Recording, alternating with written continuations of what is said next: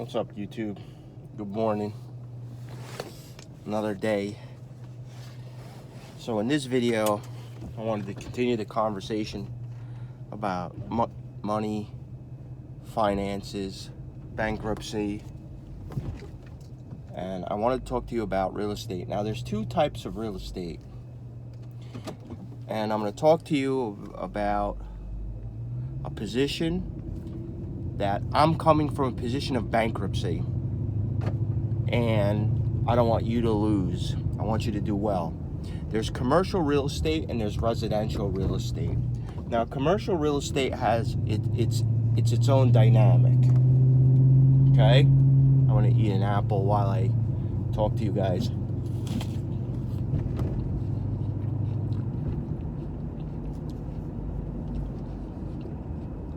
So,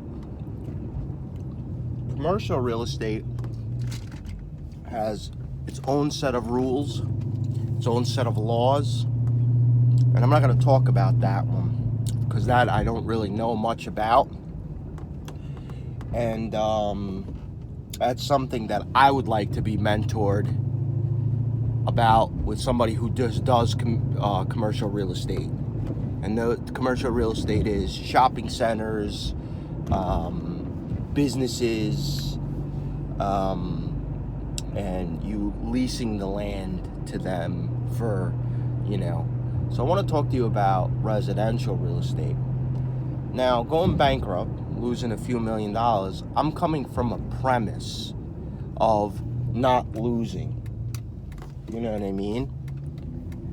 And that's where I come in for mentorship. Let's say, for example, somebody wins the lottery and they decide, hey, I'd like to do real estate.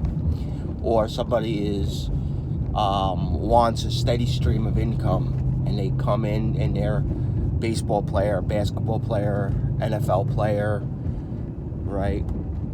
Poker player, whatever kind of player they are, some kind of sports figure, right? Or celebrity, for example, wants to have a passive income, wants to have, it could be very, very lucrative, right? But also, it could be very, very, like you could lose, and you could lose big. So let's talk about a standpoint from a financial standpoint of losing. Now, one of the things is you also have to remember is you cannot intellectually say something, meaning you can't say something like war is hell unless you experience it in your body. And that's critical. You can't say something unless you experience it in your body. And so, but also, you also have to understand is failure is part of life, but it's better to, what do you call it? Like it's better to have somebody else's experience, but them mentoring you, not just talking to you on a YouTube channel platform. Okay, so residential real estate is about a few things, and a few things that you need to understand. Number one, you need to understand the culture.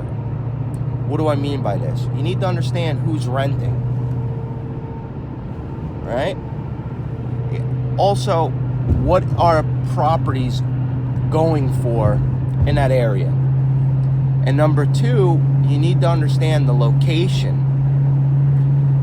And then number three, are you doing the suburbs like housing, or are you doing apartments? You understand? So when you have money, always look at it from the end, thinking that, how would I lose this? What would happen? Well, the last thing you want is to rent out a property and have them destroy it. And I'll give you a perfect example of a bad real estate person, because they don't understand the rules. They don't have the mentality. They have the housing, and it's good that they have the housing, because it shows you if that person can have the housing, you can too. So my sister rents from a woman, and she has 3 houses, correct? And these 3 houses, she collects rent in Staten Island, New York. And it's 3 by 3, it's 6 units, because they're side apartments. So in the house, she'll collect approximately $2,000. In the apartment, she'll collect like maybe a little more than $1,000. We'll make it $3,000, right? She's making approximately $6,000 per month, which is not a bad deal. And she's making like $72,000 a year. Now, whether she owns the houses or not, housing in Staten Island, New York, is expensive. It's like houses like are like 500, 600, 700, 800,000, almost $1 million for a piece of shit house. Okay, so here's a person that's making $72,000, has the value of the houses, and let's say we'll do two things here. Actually, no, scratch that. I'll just tell you how bad she's doing. So what she's doing is, instead of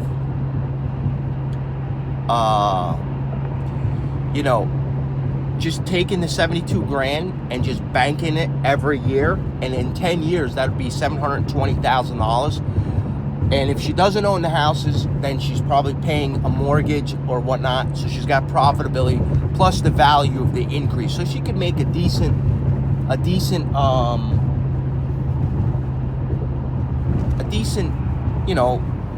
wage on it. But instead, the roof is leaking. So instead of just basically bringing in the right people to fix the roof, what does this person do? They're spending their money on stupid bullshit. See, that's the last thing you want to do. The last thing you want to do is start a real estate business with a bunch of like ideas, and you start, for example, flipping houses or making a significant profit. That profit margin is only for a select few. You know what I mean? Because it means that when you look at somebody who's successful, they've done it for a long period of time, and they had failed at it. You know what I mean? So with that in mind, this person basically spends their money on like stupid bullshit.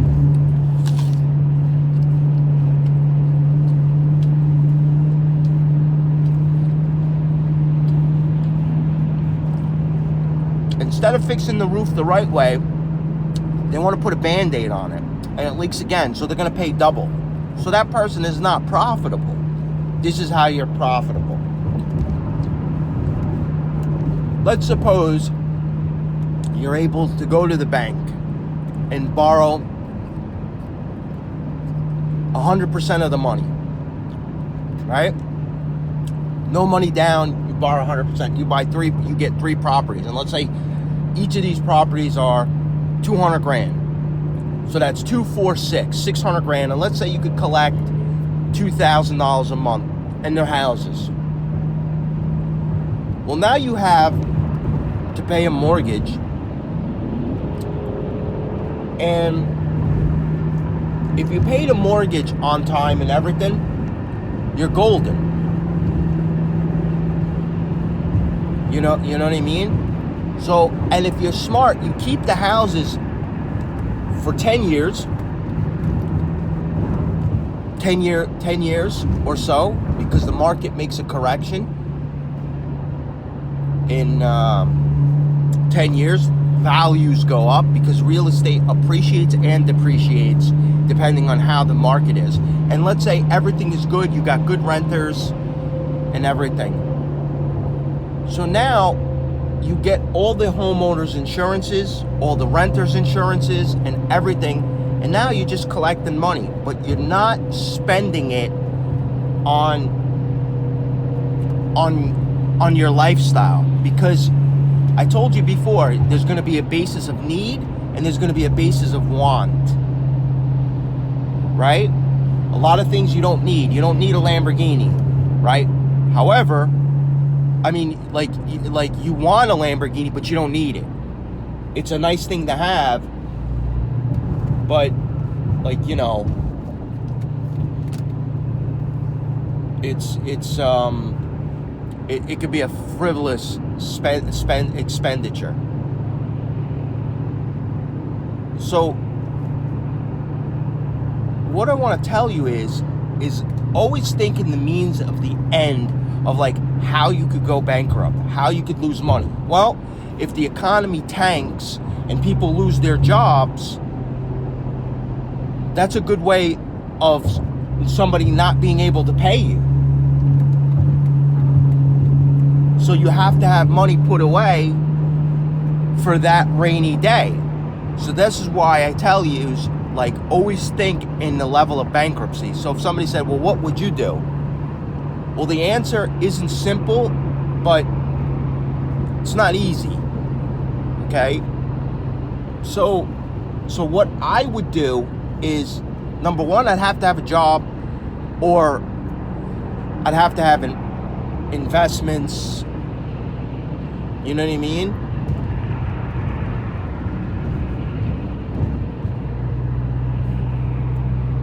I think this guy's a little drunk in front of me. Oh, fuck.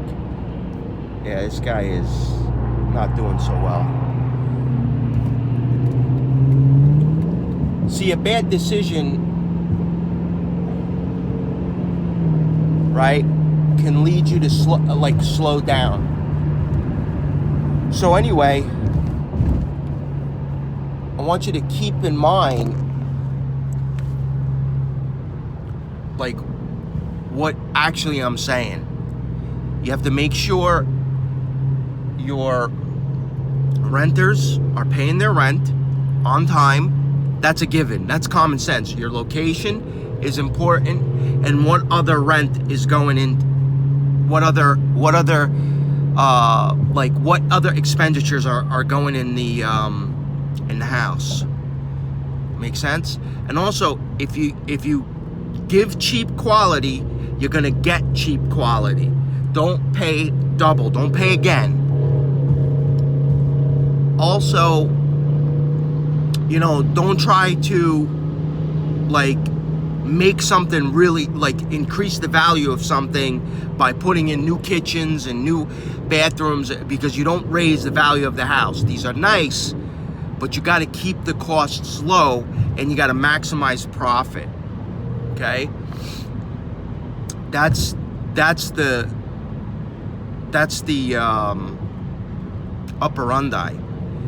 I'm a little bit vague because I'm like out of time or so, but that's something that you subscribe to my channel and send me a question, and I'll be glad to answer. But always remember, think about how you could lose money. If you think that way, you'll start to come up with ideas and you'll start to do your research, and that is critical.